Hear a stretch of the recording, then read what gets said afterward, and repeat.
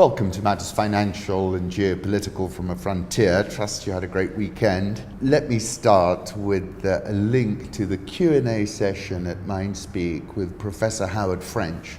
Have a listen. We tried to cover as many China, Africa, China, Xi Jinping, all kinds of questions, and it was a really rich conversation.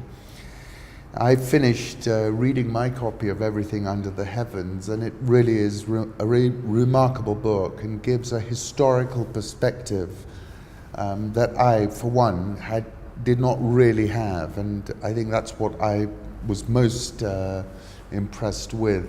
On Sunday, I was listening to the BBC World Service, and I came across this from Werner Herzog. You've got to go to 44 minutes and 44 seconds and then specifically listen from 51 minutes and 13 seconds when he's asked, what's the spark? And he says, films come at me with great vehemence, like burglars in the middle of the night. It was such a powerful transcript. Have a listen.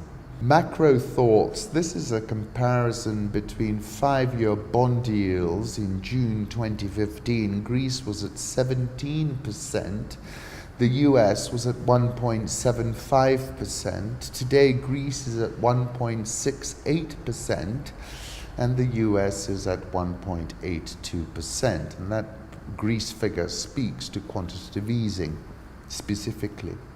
Steve Mnuchin tweeted, had a constructive meeting with the PBOC Governor Yi Gang, during which we had a candid discussion on trade issues. I take you back to something I wrote on the 27th of May when I said the markets are still pricing in, they were then, 27th of May, in a benign, but much less benign than a month ago, outcome. And I said we need to consider what a non-benign or even maximum non-benign outcome looks like. Have a look at this chart. This is from FW Red via JS Blockland to 2016 all over again.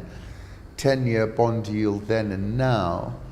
And it was exactly at that point in 2016, September, that I wrote that piece, Mirrors on the Ceiling, the pink champagne on ice.